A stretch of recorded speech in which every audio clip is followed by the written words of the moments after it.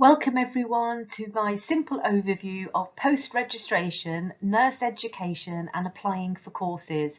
So hopefully you will find some tips in this session. It may be helpful for newly registered nurses, knowing what to expect, and also for nurses of all different levels that are thinking about applying for courses and looking at their own career development.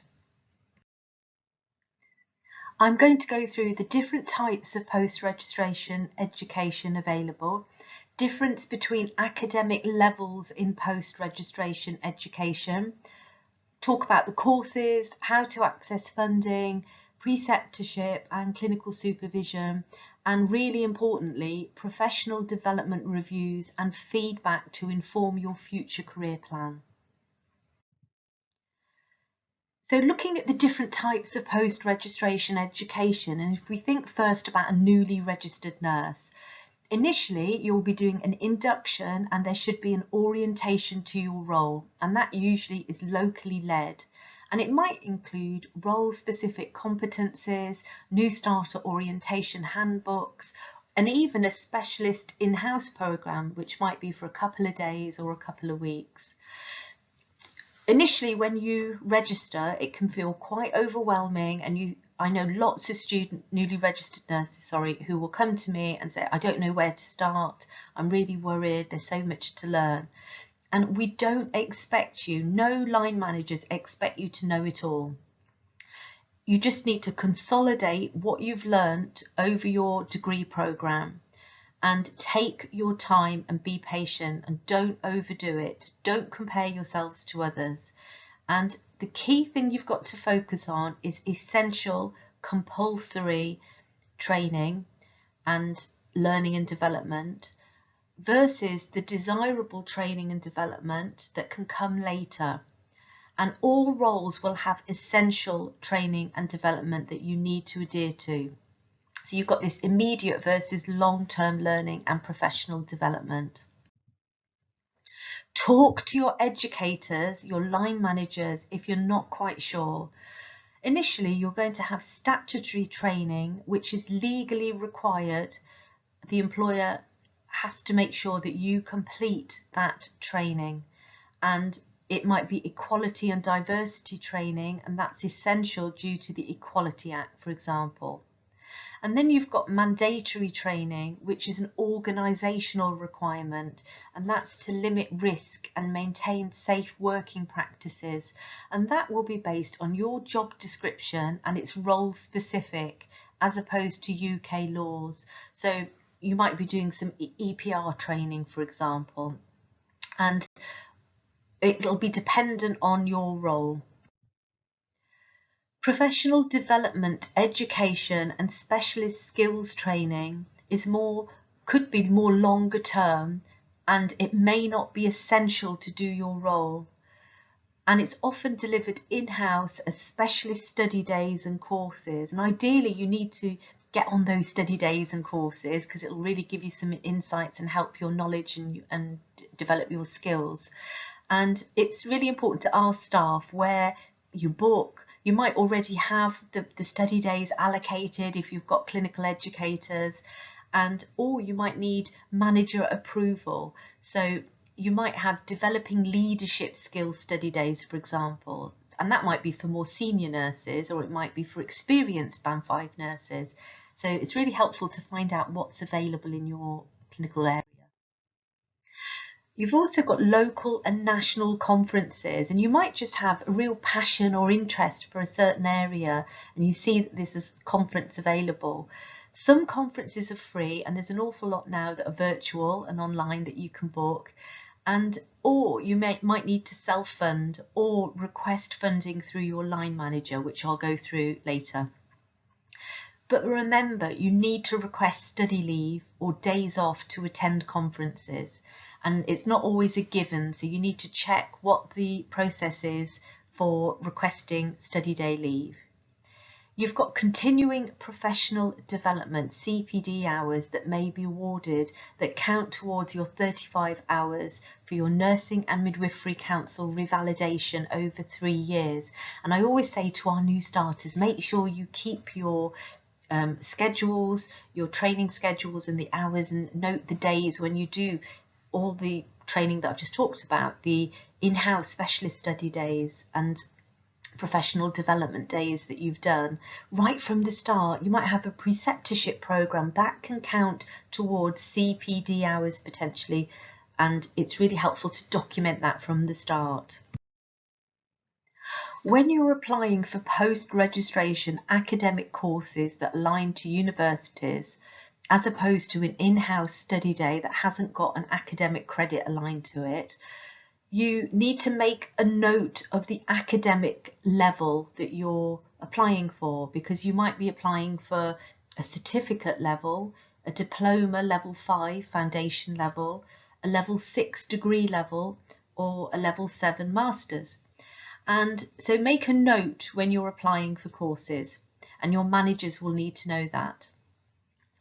You can also look at accreditation of prior experiential learning with program leads, and that's a process where you gain credits for past learning. And I get a lot of staff that come to me that will have done 2 or 3 post-registration courses, and they'll say, oh, I really want to link these into a master's. Now you can't just link them all together yourself, and you know, you have a building block of modular systems in universities. You have to look at whether you can be APEL'd, whether they can be credited for the course that you want them linked to. So for example, if you do a health promotion module that's a master's level and you gain, I don't know, 120 credits, and then you do an education course that has another 60 master's credits, and you're applying for a leadership course at master's level, that leadership course module program lead may not APEL those modules, or they might APEL them depending on the course. So it's really important to, as I said, make a note of the academic level of courses and go and talk to program leads, because sometimes they will APEL you, which means you can miss out on an assignment and you don't have to do a certain module for your master's. So that's really helpful advice. You can self-fund post-registration academic courses, but bear in mind, if you have to attend every week, you need to check with your line manager that you can have that morning or that afternoon regularly off. And it might be that they say, yes, of course, or they might say, no, you've got to book it as annual leave, or they might say, no, you can't have it off because you're running a clinic every Wednesday. So it's not a given. So always before applying for courses, check that you can have the time to attend the course, be it virtually or face-to-face. But self-funding you can go for, or internal requesting from your line manager, will they pay your course fees? And you can also look at external funding, which I'll talk about as well. But you do need to liaise with your line manager for these post-registration academic courses. And I've done a little table here just, and it's helpful for if you're an experienced nurse or educator watching this video, just to have that slide on your wall maybe, so that if somebody comes to you, you'll know that level 6 is a degree level, for example, and level 7 credit level is master's. And that's currently the system that we're using in the UK. And I've done some example credits over here. Credits may vary across individual university courses, just to note that.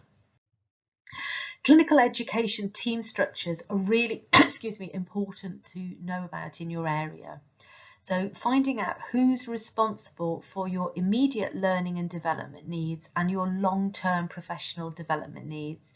And you can do that when you're in your induction period and find out, because different employers have different systems and you'll have different people supporting you along your journey. How are management and educational teams structured right from the top? So you can escalate potentially if your clinical educator's not there. Who's the next person I can go to? Because you might need to sign off on an application and you've got a deadline with the university and you want to try and apply for funding. You might have a scholarship or internship that you want to apply for, and you need a sign off by your line manager or an educator. So it's really important to know what the structure is for education wherever you work. Who do I go to if my line manager's not here? So you've got a clinical structure that you can keep going up, and you've got an educational structure as well, because you might need different sign-offs for different at different times during your career, depending on what you're applying for. How to book on courses is important. Is it an online system? Do you have a gatekeeper? Do you have a divisional education lead who monitors all the applications, or is it a system where you go through locally to your line manager, and there will be different processes according to different employers? Is there an application process that requires line manager sign off? And I can't tell you the amount of times I know people that have missed a deadline because a manager has gone on annual leave. Rightly, they should go on their leave, but the person has emailed them 2 days before their annual leave when they need that signature. Always check your deadlines for application and for sign-offs, so that you don't miss deadlines. If you do, you can obviously apply again, but sometimes it's really important for you that you want that course at that specific time. Is there a waiting list for courses? Again, that's really important, and there may be, and you need to be patient. You're not necessarily going to get on courses straight away. And do you need to register your plans in a personal development review or appraisal? And some people are disappointed because the employer will say, you haven't registered your request for a course in an appraisal, and part of their pathway is that you have to register it, and others don't say that. So finding out what the process is in your with your particular employer is important.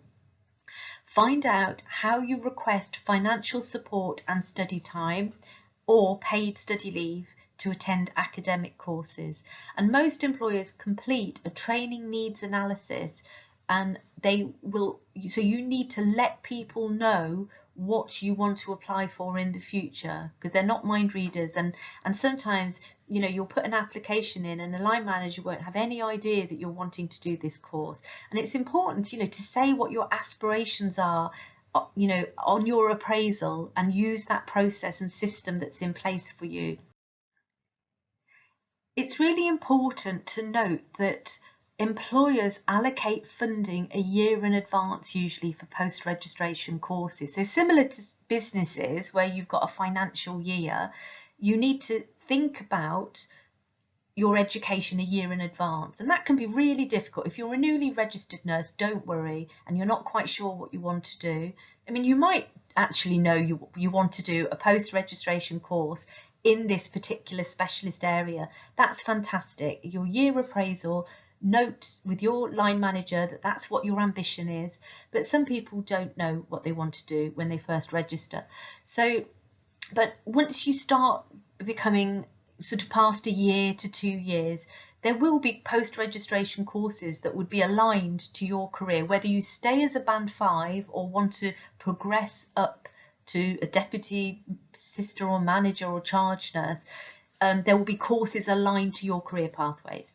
And many staff don't realise when I meet them that you've got to plan a year in advance, that the funding, you might say in September, oh, I'd like to start a course next January. Well, the funding will have been allocated for that year already. So establish how local staff communication systems work relating to your training needs and your requests. And also review employer intranet. They usually have got an educational document store, and some employers will highlight requests for funding and managers on email. And if that's the route they use and that's the communication system they use, then you need to access your emails regularly, because you can miss deadlines and funding opportunities. And educators often will advertise external funding opportunities as well on email or on document stores or on employer intranet sites. So finding out how these communication will be and these opportunities will be disseminated to you is really important. How do I increase my chances of securing funding for post-registration courses? So I've got some key tips to help you here that will hopefully help increase your chances. First thing, be proactive. You need to know what modules and courses are available, how much they cost, what content does the course cover, when the study days run, and the number of learning hours attached to modules. And if you go to a manager and you say, oh, I want to do this course, the first thing they're going to say is what study days, why do you want to do the course, what, they'll ask you about the content. You need to have a rationale for requesting that funding. And I can't say the amount of people I know that go to managers, like the topic, haven't looked into the study days, and it's not given a good impression because you're asking to have paid study leave and you don't know about your course. So find that out before you go and talk to your manager. Also, it's helpful for you to compare different courses, and it might be that one course is slightly cheaper than another course, and it's helpful for a manager to know the options that are there as well. Know how to apply for funding and leave, which I've already talked about, and be aware of deadlines. That's really important. Be realistic and patient. There are annual limits to education budgets and limits to staff leave. And so just remember, your manager's priority has got to be to maintain a safe service and safe staffing. So they're not obliged to support non-essential courses.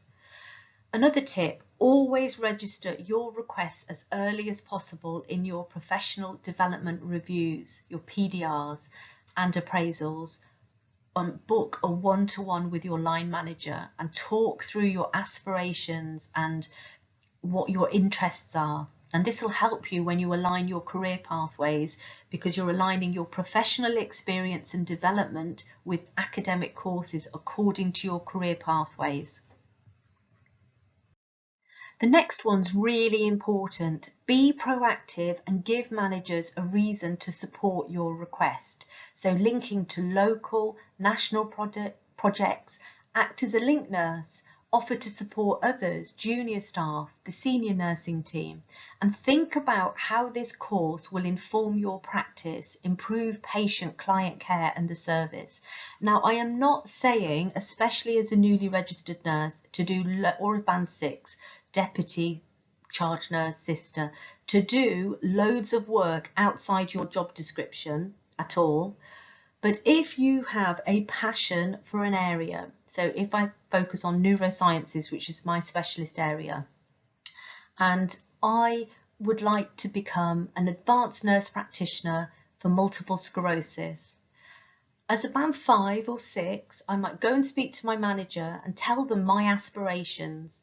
And I might suggest, could I be a link nurse? Or the manager, a good proactive manager, would suggest, why don't you become a link nurse in our area?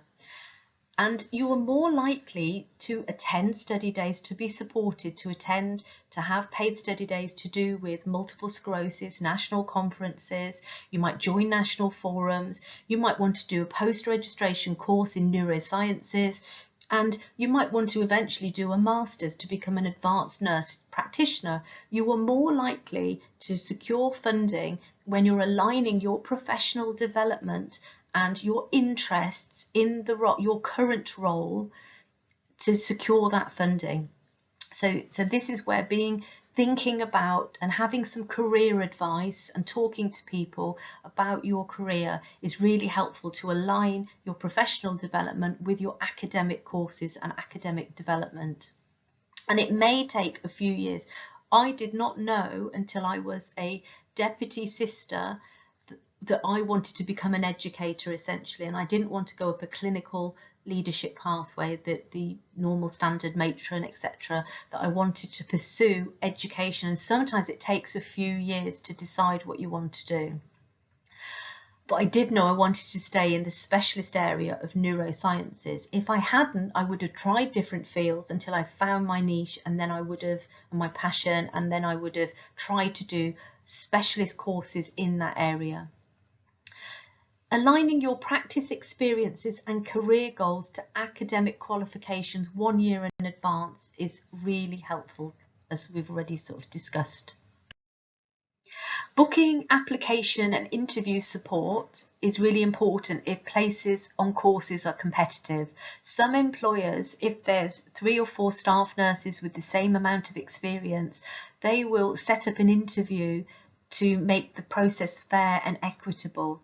And so make sure you get some interview advice and prepare for your interviews. And I have got some videos for more senior nurses rather than newly registered coming out on preparing a strong personal statement and preparing for interviews as well. And also you could buy my book, How to Prepare. I've got the title written down, would you believe? I forget the title so often, I'm getting too old. How to Prepare for Interviews and Develop Your Career as a Nurse or Midwife. To get the plug in there, but there's lots of tips and advice in there as well. It will cost you hundreds of pounds to self-fund a university course. So look for alternative external national funding streams, and you can go on the National Institute for Health Research website. Royal College of Nursing have some fantastic scholarships and bursaries, and the Florence Nightingale Foundation also have some brilliant scholarships. And I did find 2 really good videos on YouTube from Gemma Stacey on behalf of the Florence Nightingale Foundation. There's one preparing a great scholarship application and one for writing a successful Florence Nightingale Foundation scholarship application. And the tips in there would be good for applying for any scholarship. There's some fantastic transferable tips there. I've also done a video, 6 tips to support your career progression in nursing, because when applying for funding, you need to align what you're doing professionally and your experiences with your academic development and courses, and there's some tips in there, just simple tips in there that might also help you. Preceptorship. It's important to know about preceptorship if you're newly registered, but also if you're a member of staff, that you know what preceptorship means, because there is staff out there that don't. I see it on social media that aren't quite sure what preceptorship is, which can be quite worrying. But all registered nurses should have a period of structured preceptorship on registration. The newly registered preceptee should be supported by a preceptor who is a registered nurse. So the newly registered nurse is the preceptee. It's not always feasible to work every shift with your preceptor. And many newly registered nurses are quite shocked actually. They think that the preceptor is somebody that's going to work with them on every shift. And staffing, in some places it may happen, but staffing generally, you will be working with other people. What you should have is a day-to-day buddy or practice supervisor, somebody you can go to that may be allocated on the rotas to inform you about your progression and to support you, and they will inform your preceptor who has that overall view of your preceptorship period. There's no mandated preceptorship period, and it may last for a few months or 1 year, and some employers do it over 2 years. It's dependent on your employer currently. The implementation of preceptorship is variable across the UK. So some employers have a structured corporate institutional preceptorship programme where all newly registered nurses are automatically put on that programme, and others are not. So you need to find out as a newly registered nurse what is available, what preceptorship will I be offered and how will it be delivered. Clinical supervision is basically where you have a safe and confidential environment for you to reflect on practice issues and discuss issues from work that will help your professional development. And all registered nurses should have access to clinical supervision for the duration of their career and be allocated a clinical supervisor. Now, staff may be automatically allocated a clinical supervisor, or they might need to book and request a clinical supervisor. Again, it's different from talking to people, it's different across employers. Staff may request it when they need it, so you might have 2 sessions in a year and feel you don't need any more and negotiate future dates, or you might set up regular monthly dates, and that's negotiable with your clinical supervisor usually. Staff may request supervision when they need it. I've just already said that actually. A clinical supervisor may be allocated to supervise you individually, but also some employers offer clinical supervision groups. You might have action learning sets, for example. And as I said before, you might be allocated, or others you wait till you request a supervisor. Education and support in clinical practice. So you should have support from a line manager, that goes without, that's a given. Clinical educators, you might have them called practice development nurses. Everywhere has different roles, different terms. And you'll also have other experienced nurses, and you might have band 5s who are a year down the line or 2 years, and they're going to know how you feel, and they're really helpful to network with because they understand how you're feeling, and they will give you tips as to what helped them when they first started. You've also got clinical governance teams, or somebody responsible for clinical governance and safety. You have safeguarding leads. You might have specialist nurses and advanced nurse practitioners, and these are fantastic experts that you can go to ask for help. And if you're interested in a certain topic area, or you need some support with your person-centered care, you can go and talk to them. Educational resources. Most employers have got intranet sites with all the policies and guidelines and educational resources on. And then you've also got virtual networks, national forums, social media group forums, and peer support groups that you can access. During your career, you'll have professional development goals that will change as your role develops, as you become experienced. But throughout your career, whatever role you are, you need constructive, ongoing feedback on your practice, somebody you trust that's going to help develop your practical skills and knowledge to inform your professional development plans. Some trusts call them professional development plans, some use the term professional development reviews that go in your plans, but you will have these reviews and this constructive feedback. So you need to know who will be conducting my reviews, how often they are going to be, and that's so you can be proactive, because managers can become very busy and forget to do a review. So emailing them when you know your 6-month review is due. Obviously managers, shouldn't forget, but if they do forget, then be proactive and email your manager at 4-5 months, and then ask for that 6-monthly review and book it in their diary so it's on their calendar. And there's nothing wrong with being proactive. Following your reviews, you set goals in a professional development plan, and that's where you can look at your academic courses and develop your relationship with your manager and your educators so that they can look out for courses and look out for opportunities. If they're emailed that there's this scholarship or this internship in a particular area and they know that you're interested, they're likely to be proactive and to let you know about it and disseminate that information. So it's really important in those reviews to let people know what your plans are. Appraisals happen annually, and you should prepare for your appraisal, find out when it's due, who's going to be conducting your appraisal. Again, be proactive. Your line managers should be proactive, but for whatever reason, if they're not, make sure you book it in both your diaries. Think about what you need to prepare. What paperwork do you have, or documentation? Do we have paperwork now? A lot of it is online documentation, but have you got online appraisals or paper appraisals? How is it structured? Familiarize yourself and be prepared. So all the stuff I said earlier about knowing what courses you want. So after a year or two, use that appraisal to bounce ideas off with your manager and to say, look, I've looked into these courses. How feasible is it for me to be accessing funding? And get some feedback from your managers on that. So we're finally at the end, you'll be pleased to know.